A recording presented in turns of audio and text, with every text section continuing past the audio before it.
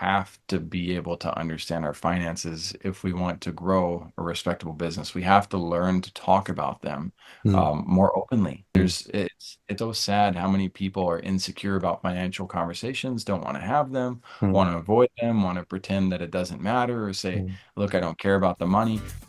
I never give up. I never give up. I Hi never give guys, up. welcome back to Neff Inspiration, my show on YouTube and as a podcast with me, your host, Stefan Neff. Today I've got Jackson Calame with me. Jackson is a business coach, but he is so much more. He is a man who, in his own words, when other people are beating around the bush, he is the man who is removing the bush so that there is clarity and people can see and develop the right vision, and so that they then can take action and turn the vision into a mission. And that's so important because 96% of businesses fail in the first 10 years. So we know there is a huge something is missing in our tenacity, in our resilience, in our skills. It's probably very multifactorial, but where the hell do you start and how do you prevent your own business going down under? Why do we talk about that in my show? Because what is more stressful than financial worries or your continuous rut and grind when you are not really happy in your business because there's a huge stress level there? That is soul destroying. And I think we can do better. And therefore, I'm so grateful, Jackson, that you are here today. Welcome to my show. I love it, Stefan. I love what you said. Optimistic realist, right? Exactly. People oversimplify swimming, for instance, just stay above water. It's like, but how? Right, but how? There's variables. They matter. But no. Just think positive. Just think positive and you will float. Come on, there are books written like that. Come on. So it's bullshit. But and I guess there's so much bullshit advice out there. And some very well-meaning advice, but all these advices come typically with a hefty price tag. So as a business owner, it's really difficult. How many business owners have followed advice where they spent thousands and had very little return on investment? And it's so Correct. difficult. But let's go back to the root cause. Why do businesses fail? I think oversimplification is one of the greatest root causes of business failure. And let's take the human body as yet another example. My daughter, who's 4 years old, she can draw the human body because, yes, it is simple in theory. Yet a doctor can study the human body for more than 30 years and they can know they haven't scratched the surface of all the things that are possible with it. So I think the tendency to fall victim of the oversimplification process, whether that's because you want to buy a do it yourself book that's $3 versus invest in an extensive strategy, or the reality that the strategists who tried to provide complex solutions don't understand the value of simplifying what's complex. So there's Mm, a harmony that exists there where we can't oversimplify, but we also can't overcomplicate. And finding that harmony that exists in the middle, mm, it's usually where the hard work gets done. And some people avoid hard work. mm, Others avoid the feelings process of understanding that there's heart and there's mind to it. But it's combining the beauty of like art and science together. And that takes a bit more holistic practice than I think a lot of people want to dedicate themselves to. They're so focused on the destination, Stefan, that they miss out mm. on the opportunity to really enjoy the journey itself. And I'm sure there's some people who feel some trauma related to everything I just said. So let's give them a moment to take a pause and a breath and realize it's just not designed to be easy, my friends. It's not going to work that way. Exactly. But even a cork floating on a stormy ocean, which is driven by winds and currents, well, he has a journey too, a very exciting journey. But this journey is not of his choosing, and the journey is leading him into all kind of directions that may not be appropriate. Where do you choose, or how do you choose which direction to take? What are the basic principles that are so often neglected when it comes to creating a business, then marketing it and performing with it in a consistent way? We all have got this 1st of January mentality. This year is going to be fantastic, and I do absolutely everything that is needed. And then in reality, by the 9th of January, about 90% of the good intentions are gone. So is it not the same with so many businesses? I love it. There's a mindset shift Hmm. that liberated me from that type of a battle. And the mindset shift, it's easy to hear, it's not necessarily easy to implement, but that's I do my best every day. And I Ooh, I can't do like it. better than my best. I It's like not it. possible to do I better like than my best. it. So I also choose to love my best and Hmm. love the result. And it doesn't matter what the result is, right? If I did my best to control the variables that I can control in my life, then I can know that the result that I'm getting is the best possible result for me. Hmm. And I also have a very deep spiritual belief that everything that occurs to me in this life is for my good. That also helps me because then I know that, okay, I don't necessarily understand why this occurred to me today or why this element hurts. But much like a seed that has to break open, I mean, I doubt that feels good for any seed that wants to grow. But once we break open, once we go through that darkness and that process, it's only then when we can achieve the light. And it reminds me, your poetic voice and this court concept, it reminds me of one of my favorite cartoons. It's my 9-year-old's favorite cartoon. It's called Stickman. And Stickman is this Amazon Prime short film where this father gets lost from home. Like literally, the elements of the world just keep carrying him further and further away from his family. And when my daughter and I discovered this, she was like 3 or 4 at the time, and I was going through divorce. And so it was like this analogy that reflected my own process of life and what her and I were coping with and dealing with, and the stick man father trying to get back to his stick family and the stick family tree. And whether it was a bird who carried him off or a dog who carried the stick off, there was all these different interruptions that occurred that were preventing him from being able to make it back to his home. And I think we all have an element of journey like that where we don't control the externals, but as business owners, we're told that that's what we're supposed to do, that we're supposed to somehow miraculously control the end result.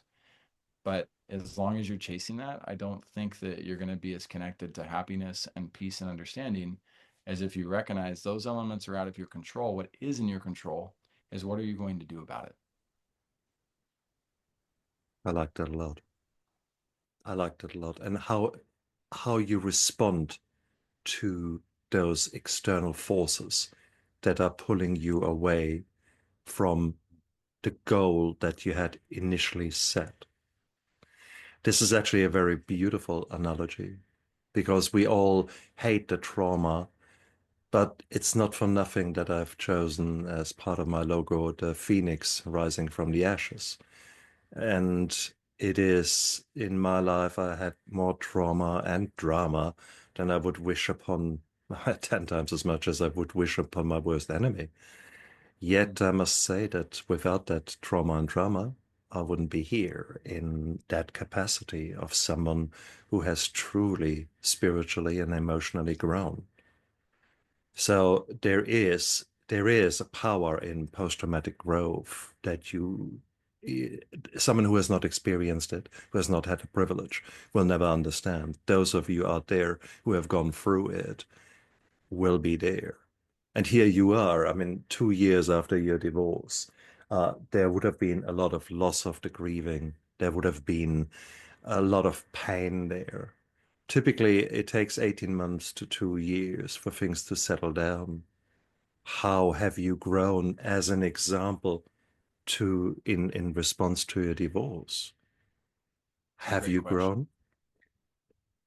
Go ahead. Go ahead, Stefan. No, Feel have you free to. grown? I mean, that was the question. It fascinates me because we are both about the same timeline, and it's only now that The I'm sort of timeline's a feeling. little different.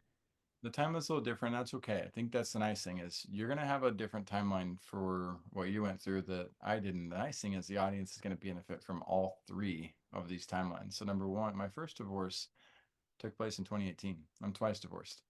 And so You didn't get it in right the first time, or how did you do? Did you not lose everything then? It's just how. had a little bit more to lose. Yes, that's Yeah. exactly. So we were separated for the better part of a year to a year and a half Mm, prior to our divorce as well. Working on trying to fix it. And mm. as if you're striving to fix it, what are you doing? I mean, every day you're reading books on psychology and therapy and boundaries of marriage and five love languages and trying to figure out everything you can to work on the marriage. Uh, And then when we went through with the process in the end, I ended up back in the dating world a little bit. Didn't like that. Ended up spending some time studying Spanish and in a language learning app. I ended up Excellent. meeting my second wife during that process of studying Spanish. And we got married, went through all of the COVID situation. She ended up getting stuck in the United States. And as an illegal immigrant, we were there on a vacation, but because of the border shutting down, we couldn't travel. She was pregnant. And so it was a really, really interesting situation where once again, growth was more demanded than anything. It was like, okay, you can either give up, or you can grow and learn from all these circumstances. Yeah. And I love that saying. I think it's by Bruce Lee. That's don't pray for the path to be easier, pray for the strength to Mm, be able to endure the path. mm, Right. And so that's I'm like a model citizen of that reality is that mm, I need the strength for these mountains because the mountains are going to continue to keep coming, especially as entrepreneurs, back to all of you.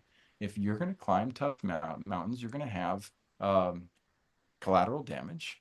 mm, You're going to have casualties. You're going to have difficult processes that you have to deal with. And mm, so we really need to work on developing our resilience if we want to be able to enjoy the beauty of the sunsets and everything mm, that comes with those extreme perspectives and views.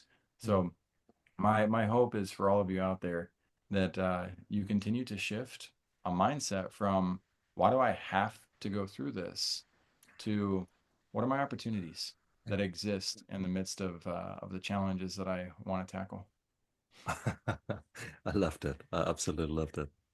But it's often not so easy, isn't it? Because here we are, we know we should do that phone call. We know we need to do those emails. And maybe you are under financial pressure right now. Your IRS is wanting money from you more than you actually have. And there are some people who are saying, hang on, where are my products? Why are they not coming?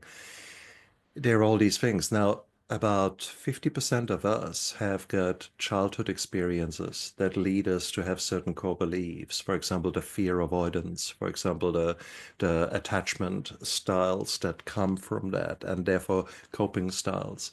So you're not just dealing with an issue that is external. We often deal with the issues that are internal and that are therefore sabotaging us. Because you might not want to open that email. You know exactly what's in that email, but you don't want to deal with it for 2, 3 days. There are so many of us who have that, who haven't got the emotional intelligence to understand what the hell has been going on and why are they sabotaging their business like that. So you can teach them business skills until the cows come home because of their underlying coping mechanisms and emotional behaviors. They Yeah. are setting themselves up to fail.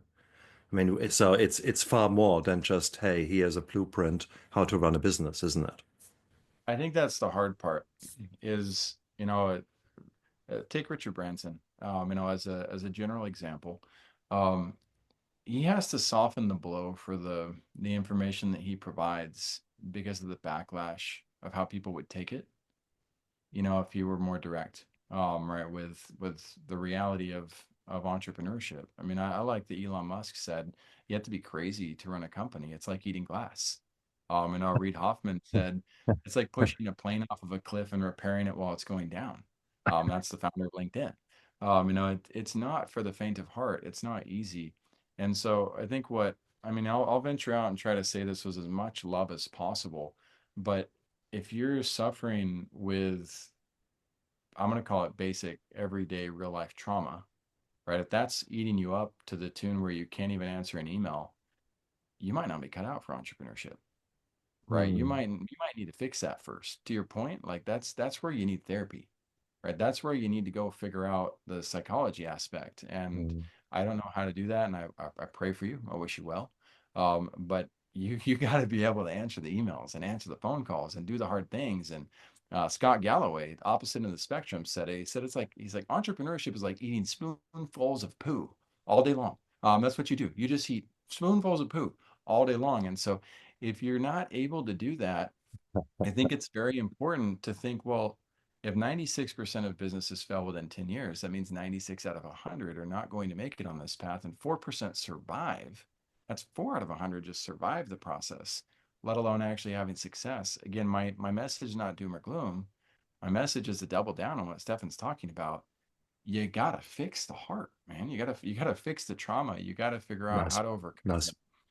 And if you don't, like that's just a whole nother weight, an Mm, anchor that's going to drag you down when you've got to get a lot of other basic things done that are indeed. important for running a business. And I think the good news is there are so many fantastic providers and fantastic people out there who can help you there. But Jackson, I love what you're doing because you're already putting together a power team there. You're saying, hey, I know how to fix your business, or I might be able to guide you in certain aspects, but I'm not Harry Potter with a magic wand and give you now everything. You need to sort a whole lot of things out to be your best version of yourself, and then enjoy the journey and do what you can. And that is so amazing. That I love that. And the power team is defined that you are the dumbest person of the team.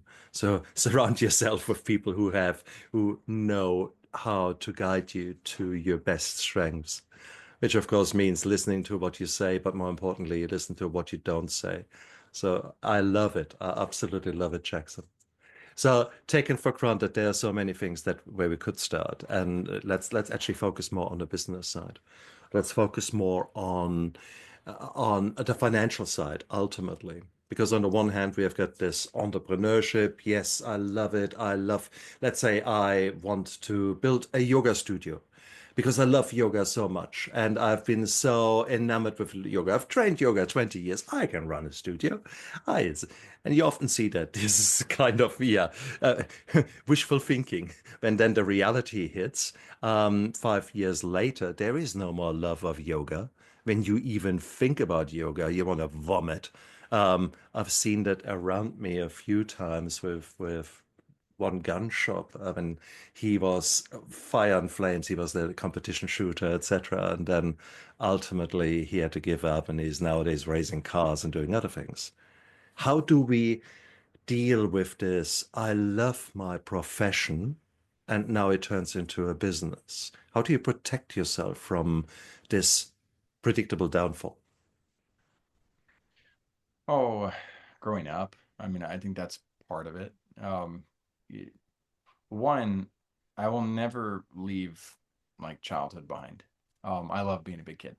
But the maturity of accepting that I'm not going to make it into the NBA, like it's over. That dream is over and gone. And so I can be bitter for the rest of my life and be like, oh man, I was meant to play basketball. But I uh I learned that you can find love's a choice. And there's a great book called Love is a Choice. And that applies to our relationships as much as it applies to what we choose to do with our day. Right. And so if I'm in a situation where I'm having to deal with tech gear, right? This really cool podcast studio that you got to see, the Go Box studio, right? Here it is. I don't like tech gear. I try to. Like it's part of what drives my success is being involved with it. But I like to charge not just the camera, but to charge your phone and have to charge the lights and have to like figure out all the ports and what cord goes where and how to make it all pretty. Like that stuff overwhelms me. And to take a step back and be like, okay, great. I've got Junaid who helps me with it. And help me get this whole thing set up. And I'm working with a Mac. I don't usually use a Mac either. Right. And so I could be overwhelmed and stressed and frustrated, but I could talk all day long about how traffic makes me miserable and oh, traffic sucks and blah, blah. Or I can realize that, you know what, this is really neat. I can sit and wonder in awe and appreciate the fact that, like, wow, this is a really neat camera that I get to play with. And these lights, I learned something new today about you can actually unplug these things. They have a battery included in these cool lights. And some of them make me look tanner than I actually am. And I'm not this tan actually. Yeah, so at traffic. I've got a smartphone. I can listen to podcasts while Mm, I'm in mm, traffic. That person over there who's so angry and honking, like I can feel empathy for them. You're like, man, I'm yeah. sorry.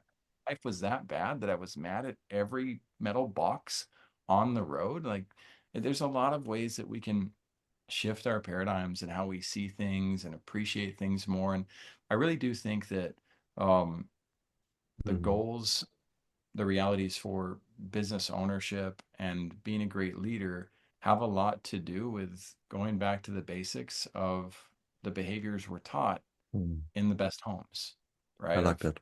saying thank you, saying please, Mm, being grateful, making the most of what it is mm, you have in front of yourself.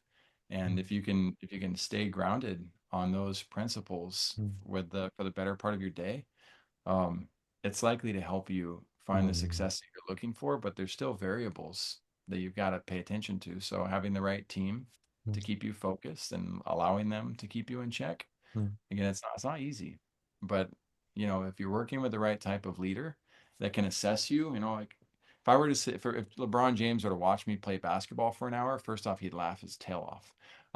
Right. Second, he'd know enough about me in that hour to know where all of my weaknesses are and where all of my threats are. And if I get mad at him about that, about providing me the list, I'm never going to grow. But if I own it and I start working towards it, he yeah. could probably help me create a much faster path to being the best amateur basketball player that I could possibly be by being Mm, open to that wisdom than if I continually to close my eyes, shut my ears, and ignore the reality that I've got mm. weaknesses and threats that are going to hold me back. I like that. I like that a lot. And of course, we all need to fail in order to be better in what we do, because sometimes you win and sometimes you learn. And I like that a lot. So here you are at the divorces wouldn't have been easy financially.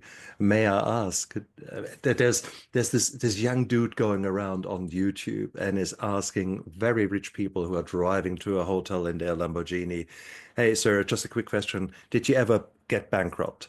Did you ever fail in your business?" And virtually every single one said, "Of course, multiple times, multiple times." And so is failing not part of Mm. growing? Is so when we say 96% of businesses fail, does that not actually indicate, yeah, okay, these guys are not failures. They actually have figured out how not to do it. Should we look at it from that angle? Shiny ball syndrome took me too far away from that principle. I'm so proud of you, Stefan. Mm, Like human being, not son to father, whatever, yeah. but like we should all be proud of each other. Finances, finances, finances, right? We have to be able to understand our finances if we want to grow a respectable business. We have to learn to talk about them Mm, more openly. mm, It's so sad how many people are insecure about financial conversations, don't want to have them, mm, want to avoid them, want to pretend that it doesn't matter, or say, mm, "Look, I don't care about the money." I understand the thought process and the goal associated with saying something like that, mm, but in my opinion, there's two types of forces that can drive financial victories for me. One comes from evil, one comes from good. Right. And the one that comes from evil, the law of manifestation, the law of attraction, nope, mm, those are just laws. They're right in the middle. But I can use that law of manifestation and I can use that law of attraction mm, to get what I want in this life. That doesn't necessarily mean that I'm going to get everything that I need. I can mm, eat ice cream all day long. It doesn't mean it's going to make me a better person or a healthier individual to just eat ice cream. So I see so many entrepreneurs stuck and focused on manifesting what they want in life, regardless of whether it's good for them or others. And they're going to get it. Knock and and the door shall be open. Ask and ye shall receive. It doesn't say from what source, it just says it's going to happen. So be very, very careful with that law. On the flip side, if there is a good force, right? If there is a God, I don't care what you call it a special being, whatever it is, your mm, universe. If that force exists, okay, and they are providing me the resources for my life, money being a resource, that's all it is. It is a resource and it should be a precious one. If I tell my supreme being, I don't care about the resource that you're sending my way, I don't see it as important or valuable. It's just to do this. If I minimize the importance of that resource, why in the world would a supreme being, why in the world would a landlord give me more land? Why would somebody who's allowing me to borrow money give me more money if I tell them flat out that I'm not going to learn how to manage it responsibly?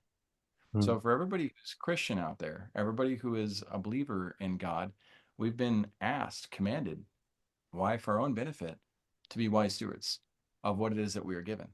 And we can't be mm, wise stewards of our finances if we don't know how to talk about our finances, if we don't understand chapter 11, chapter 7 bankruptcies, if we don't understand investment opportunities, if we don't understand how to raise capital for our brand and what it is we're doing, if we don't understand how to price the models of our service, if we don't understand how to negotiate and how to talk to people about what our services are worth or how much it costs, we don't understand bonuses and benefits and compensation packages and commission structures and why people want salary increases versus trying to force a virtual assistant via virtual abuse into submission because they want a 5-star review and they're willing to do everything they can to provide for their family, even if it means working for a first world business owner who takes advantage of them. There's so many aspects of finances that if we do not learn how to talk about, we're putting ourselves in a position where we are really awful stewards of mm, that resource. I mm, can't I can't see people being successful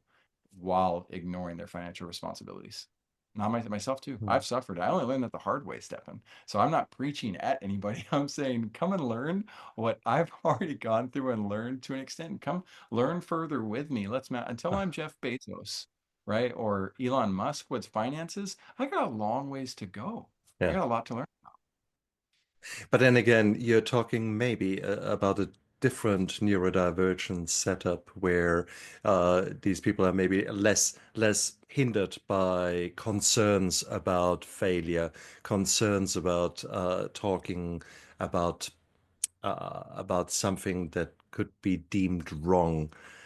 It is Mm. there are some strong emotions that were laid down 50,000, 100,000 years ago in our genes, in on the cave floor, because in small tribes, 50 to 200 people, if you were going outside of the tribe in the sense of constantly being directly, straightforward, bang, don't give a damn about others, you were ostracized, which was your certain death.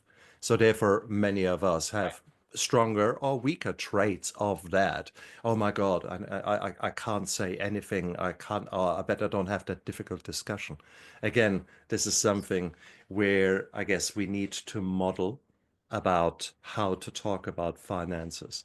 But, It kind of and goes back to that concept, though, and I'm glad you grasp that. There are more than two different camps of types yeah, of individuals in the world, right? And so when we're going the business route, we have to be able to have big boy and big girl discussions. mm, Otherwise, you got to get out of business. Right. And that's those are the two realities right there. It's like I mm, can't nurture. If I'm going to teach a kindergarten class, I have to be able to come in with a kindergarten mentality and attitude, right? And then mm, the nurturing, the kindness, the playfulness, silly. People are going to get off this podcast the sure, further I hang on to those concepts if they're here to learn about business, where in terms of business, no, we got to like level up and go towards no, let's dig in hard and let's talk mm, about the painful realities of what exists. But those are two different camps. mm. You can't teach kindergartners business at the same level that you can Love teach it, love it, somebody who's advanced in business. love it. So basically, pull your socks up and face the reality, because there's obviously a reason that your business is in trouble. Now, these could be external reasons. I mean, after all, there's an economic downturn. You mentioned COVID. A lot of businesses went down under. We have got um, changing realities in our environment. It's quite Always. lovely that you have been 4 generations of a fisherman. If now Chinese fleets have pretty much gobbled up every single fish that there is in your area, well, you will no longer be a successful fisherman. So things are changing, and we need to change with that. How do we best go about to stop for a moment and just try to purge ourselves inside and actually take a really calm, long look at our business? It will be initially, if someone has never done an audit in this way that you describe, this will be an overwhelming task. How do Sure. we go about that? That you actually break it down into manageable steps? Because looking at it from the outside, you think, fuck, no, let me do something where I can distract myself. Let me go into creating just one more advertisement that takes me 5 hours and distracts me from dealing with the real stuff. Yeah, it's a great question. We try to handle it in two very different ways because they're two very different doors, right? So, at First Class Business, one, we invite people to come on our podcast, Vision Pros Live. Come share your vision with us, right? Get on stage with us, see how well you do. The behind the door secrets for those of you listening. If somebody doesn't do a super great job of inspiring us and they don't do an awesome job on their podcast, or we're just not bought into their vision, we're Mm, still going to thank them for their time. We're still going to publish the episode in 3 weeks. We're simply not going to invite them back. mm, So if we don't get an invitation back for us, it's because we caught on that no, it doesn't seem like that great of a vision. But we're mm, not here to punish people. We're here to try to get people into the essence of move forward. mm, It doesn't mean they're not going to be the best visionary of all time. mm, It just means we weren't inspired to that next move, but it's a great way to move forward. If somebody does inspire us, we're going to invite them back, and we're going to go deeper into their vision, and we're going to invite them back again. mm, And these types of entrepreneurs that are advanced, they end up asking us if they can work with us, how we can help them, how they can have an infrastructure as strong as what we have. mm, We don't actually have to beg or plead or sell anybody because mm, the quality of our systems attract mm, people to want to buy from us. mm, Now, those who are not ready to be on a stage like that, again, those of you who are newer and need a bit more nurturing, my hope for you is one, find the environments, the tribes where you feel mm, safe, right? Gravitate towards those and try to learn to be open and honest and vulnerable about what it is you're going through and what it is that you need. mm. I get in trouble with relationships all the time with people who are inauthentic because I ask authentic questions. And people who are inauthentic don't want to dive into authentic realities, but then they want to turn around and paint me as the bad guy. So I'm like manipulating them. No, they're manipulating themselves in the process. And so we're very careful about providing tons of nurturing content and free programs where people can go and do what they need to do. But if we start to notice an aggressive shift towards trying to compel us to want to see why they're so valuable or how what they're doing makes sense, it doesn't take very long before they start to fall out of our Mm, ecosystem. It's very hard to help people that are still dealing with, a, any type of deep level trauma or any type of fear. Entrepreneurship is for the brave of heart. Like it's for the people who are going to go out there and do it. And if you're hoping to do that while mm, being inauthentic or not being vulnerable, if you're like scared to share your story, odds are there's other elements of the mm, way you're showing up that are not aligned with creating a system at scale. And odds are you're the type of person who labels people bad and good. Like, no, you're not bad or good, you're bad and good. Like all of us are. Every single one of nice, us gets angry. nice. Every single one of us loses our cool at some point. And so if you're in that mentality of like it's one way or the other, then just get First Class Business altogether. Go find another company that can support how you want to feel in life. Mm. But my big secret super sauce, prayer. Go pray about it. Go ask your, again, supreme being or God or whatever you want to call it. Get centered in your own Yeah. heart, your own mind, right? And that's likely to help you find the easiest path with the least amount of resistance, but still appreciate the resistance. It's part of growth. And this is such an important bit that you actually stand still for a moment and close your eyes and have that chat with whatever your belief system is, God, the angels, the universe, the the light beings up there, or your brain, if you like the neuroscience. All of them are appropriate. But all of them entail that you stand still for a moment and open yourself up and say, ask the right questions. Your brain will have the answers, or whoever is out there will have the answers. depends upon how you ask.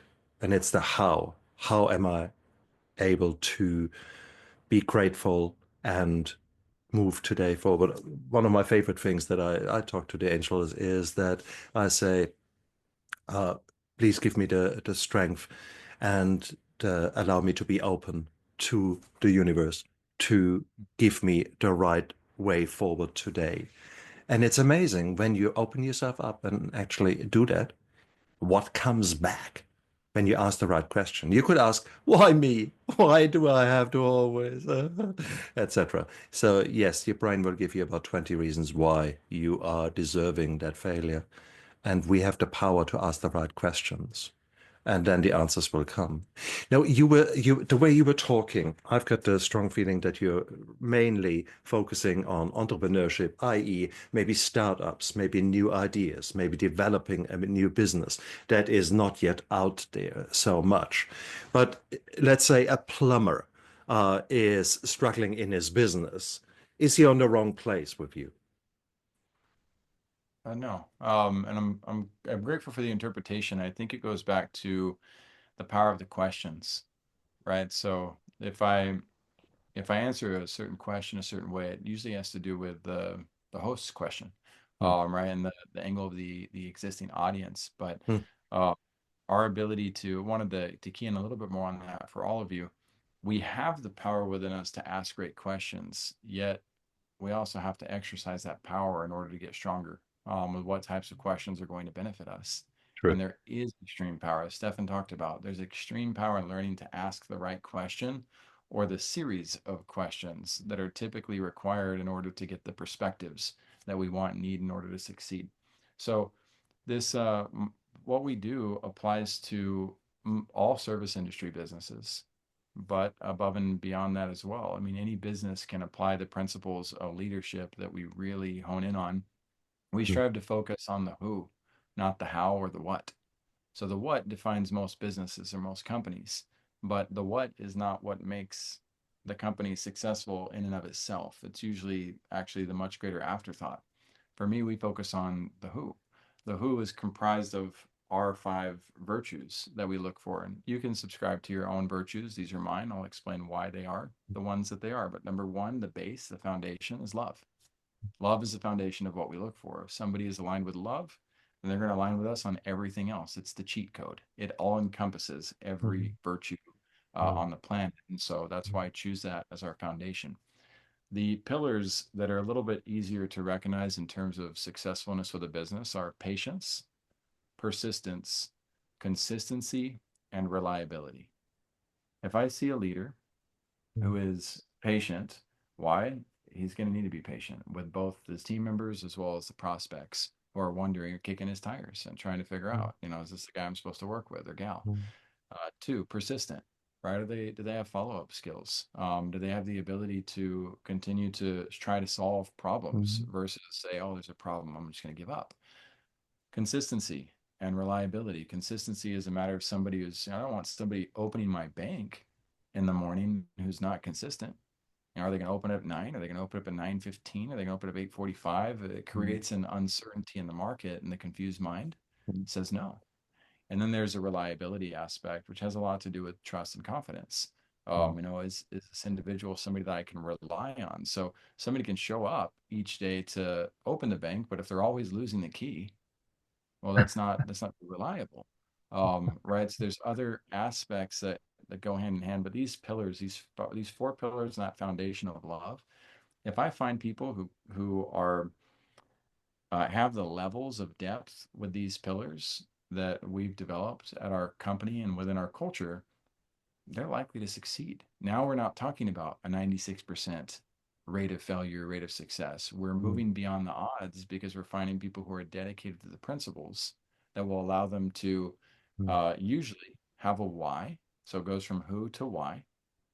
All right, we got the who. Now we can move on to well, what's your why? Do they have a purpose? Are they moving the same mountain that we are, or a similar mountain that's adjacent to? Hmm. Cool. We can work on that for sure. Plumbing company helping millions of people Hmm. with I don't know how to put that in nice words, but there's a very strong need for plumbing in the world. And Correct. it's a boring subject, right? It's a boring business model, which means usually boring business models, there's a ton of money to be made.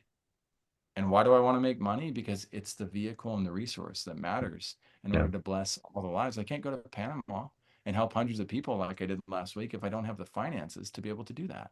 So the finances help fund the greater ambitions and processes, while the plumbing, helps people with their everyday routines. So both of those factors do go hand in hand, in my Mm, opinion.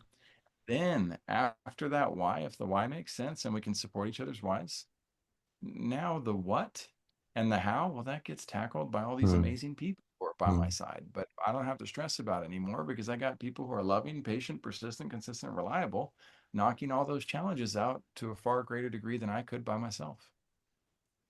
Very nice. Very nicely breakdown. I love those pillars because they are, of course, very, very applicable to business, but also to ourselves, how we show up in our lives. What you've described as a great leader, but is also a great husband, a great father, a great, great person, a human being. And therefore, it is so wonderful that we can actually bring the same qualities holistically to our life. And therefore, we will grow in all the pillars within our life as those different roles that I've just described. And I think that is the holistic way. Why should we use one system for our business and then a complete different system for our, let's say, relationship? And I guess that's where so many of us fall down because we don't understand that. We don't grasp that principle. We focus on our business and guilty as charged. I've worked, and then neglected my marriage. And at least I had not the emotional awareness and intelligence to recognize that we were seriously on the rocks. And it's those kind of things. Had I applied the same principles more that I show my patients, for example, that I show to my wife, or would have had those insights earlier, I would have been a better father. So it is such a powerful concept that you're introducing here, my audience and me to it. I love it that you have got these principles and virtues that you're using. It's But changed my life. oh, absolutely.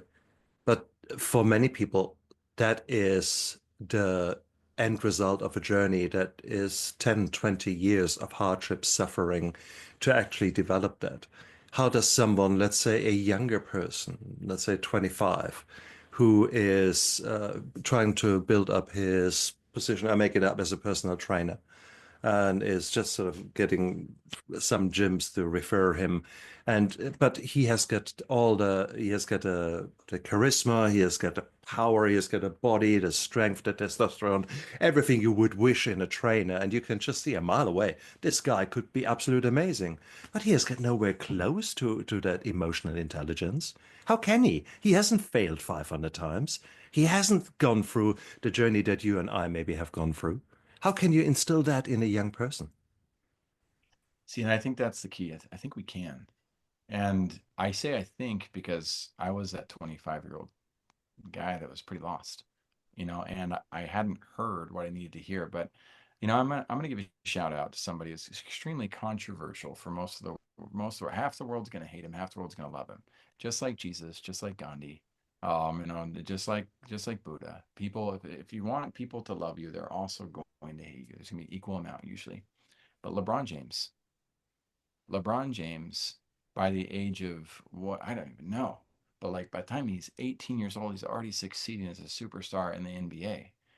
And the drive and discipline that he had to have to develop those gifts and those talents and his strengths, and to be so committed day in and day out to be able to take care of his body all the way to a point where he can do it now at 40 years old as well. Like that takes some extreme dedication and intentionality. And I don't think it's fair to dismiss it as something, just some God-given natural gift that you didn't have to also develop. Mm, And it's a model that, when I look back at my life, where did I make a shift? I was close to 30 years old when I finally learned the concept. So all you younger people, I hope you hear this, that the key is to just be. That's the key, mm, is to become. And first time I heard it in terms of becoming love itself. not having love, not doing love, not giving love, but literally being love. And that helped me for the better part of a year. And then I began to really understand this concept of I am, Mm. or in Spanish, ser, to be, right? And then I learned this concept a couple years later about namaste and how it's in this great book called Feelings Buried Alive Never Die. For those of you who are going through trauma stuff, I highly recommend that book, Feelings Buried Alive Never Die. And the author teaches that namaste and aloha both mean my soul honors your soul, which means I accept myself as perfect the way that I am right now. And I accept you as perfect the way that you are right now. And I accept change as perfect. And that's where I've got an opportunity to constantly shift and evolve. And some people, I once said positive change. No, no, no. She said change is perfect too. And Mm. so if you're a believer in God, how could it not be? Mm. Because God doesn't make mistakes. And so you're not a mistake, and I'm not a mistake. Mm. And this whole plan that's coming, and we've still got our agency. We've still got the ability to choose Mm. what we want. That's part of the perfect nature of all of this. Mm. And yet it goes back to that super simple concept of how can I shift? Do I have the opportunity to shift my life Mm. to focus on being my best? Mm. It guarantees my best results. Beautiful. Exactly. I mean, that's such a powerful insight. And it's the focusing on the here and right now. What can I do right now? The privilege of choice, isn't it? And you were talking about intentional living, and I could not agree more. You need to know who you want to become in the future and then take smart steps towards that goal. And it's really, we often think, oh my God, I can't become that, I can't do that. Yes, you can. And we overestimate what we can achieve in a shorter period of time and underestimate what we can achieve in a longer period of time. Just the consistency of you showing up for yourself, isn't it? Well, I like the idea of it, Stefan, but I'm gonna backtrack because that's your recipe, and I appreciate it. I honor it. That's yours. Like to look at what you want to become. But on my recipe, I'm actually looking at the opposite. I'm saying, no, no, no. I'm not worried about the future. I'm not worried about what some expectation is the root of all heartache. It's one of my favorite quotes from Shakespeare. It's one of my favorite quotes in life, but that's from William Shakespeare. Expectation is the root of all heartache. When I finally internalized that, it literally shattered my heart. I realized I had been striving so hard for things and asking people to do things that weren't aligned Okay. with reality. And when I so now it's not about the future. It's about right here in the moment. Like, who am I serving in this moment that's seeing this? Yeah. I'm here for them. And when I wrap up this podcast, given that life goes on as normal, then I'll probably step out this room and go serve Junaid on what he's doing for building this podcast studio for 3PG advisors. Right. And I'll be right there in that present moment. And then at night, I'll go to bed. Once it's time to go to bed, super centered, super accepting of like, this is the best. This is the moment. This is the moment I'm meant to be living for. Yeah. And tomorrow will take care of itself. Understood. Understood.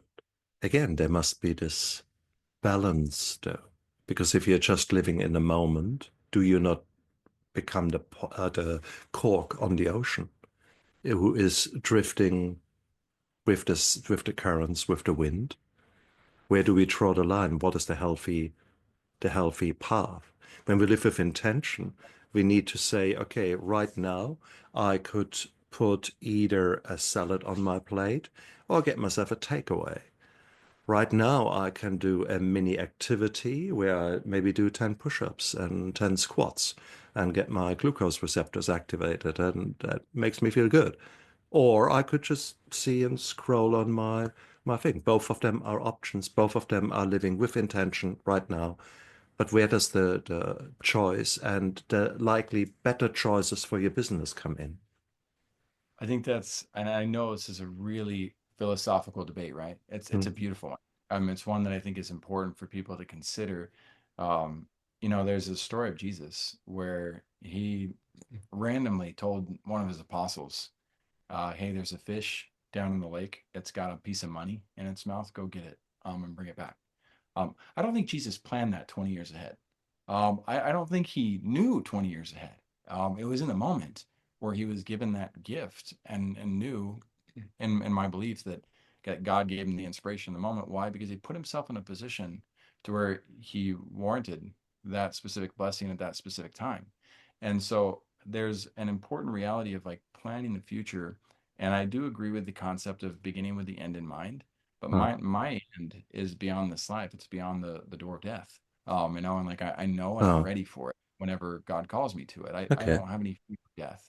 But I'm also a big fan of my quote, which is begin with the vision in mind. To your point, if I can't see beyond the horizon, like right now I see a building on the other side, but at my home, there's a hilltop and there's all these cows in this pasture. Well, I don't know what's on the other side of the hill. And so I can appreciate and imagine and visualize going to the top of that hill if I really want to. Mm. Once I get there, then I will have a clear vision of what else. So when Tim Ferriss with the 4 Hour Work Week, one of the concepts that he kind of broke for businesses was he said, I don't plan more than 6 months in advance. I don't do it. The business world will tell you crazy. You got to the 5 year performa, the 10 year Mm. performa. Well, how's that working out for businesses? They're at 96% are losing Uh. within 10 years. 5% or 4% survive. So I can't say that performa's done too much for most of those businesses. Okay. Touche, touche. Lots of perspectives on this. And my hope is not to convince anybody to say, well, I'm going to adopt Jackson's perspective, Yeah, right? No, instead, wherever you're at, you have the variables. Use prayer, use meditation, use what you need to, and gravitate towards, again, those environments and those leaders yeah. that you feel are going to help you get to your most holistic, best self.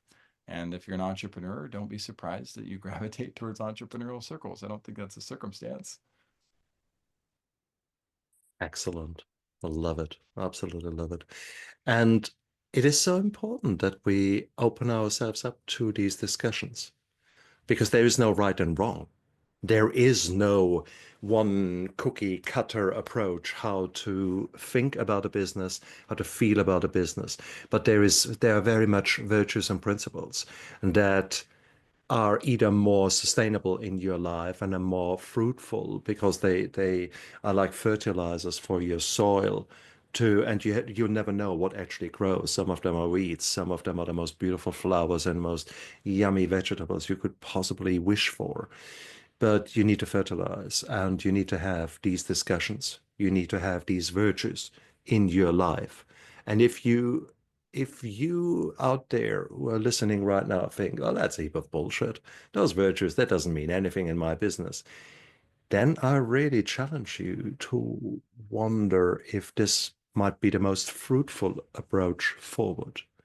You sound like someone who's white knuckling it and just doing the hard work, work, work, work, work, work. That I'm not so sure that you will be as successful as you possibly could be if you were to implement the different virtues. And with that, I don't just mean your clients. Often enough, we treat our clients like gods and our employees and our families like slaves. And I think that is another good point where we might have to rethink our lives. I think I was as polarized. I gave all my love to my patients and then came home completely naked, completely drained of right. empathy and was unable to give the same dedication to the people who probably deserved it around me, maybe even far more so than my patients. So I think we all need to have that cold, hard look in the mirror, because only with these cold, hard looks and a moment of silence and asking the right questions will be able to become our best versions of ourselves. Agreed? May I add, I think that some of us need that. I think some of us need the opposite. I think some of us need that warm, long embrace that, we can love ourselves. And Yeah. I got a shout out. Somebody from Flow Research Collective, I think his name started with a T. but he had written an article on the idea of self-love and telling yourself you love yourself, right? And Mm. giving yourself a hug Oh in the yeah. morning, Oh yeah. right? And kissing yourself. Like as woo-woo as some people may label that, like I think we do ourselves a disservice by not just adopting woo. If that's you, if that aligns with you, you don't need to justify it to those around you. Just open that. But I think so many people have beaten themselves up, spanked themselves enough, like a child. And it's like, wait a second, maybe the better opportunity is to love yourself, Mm. realize that you learned a lot of valuable lessons along the way, and it's time to praise yourself because you're about to make a new great decision and you're about to Beautiful. open up your life and opportunities based on an appreciation for what you can do. And there's no need to keep beating yourself up over, spilled milk. The milk's gone, let it go. Jackson, what an amazing, amazing interview. We've had a great time. I had a bloody good time because it's rare that I can have such deep discussions about things like finances and things like business. And this is a gift, I have to say. I enjoyed that tremendously because it allowed me to step back.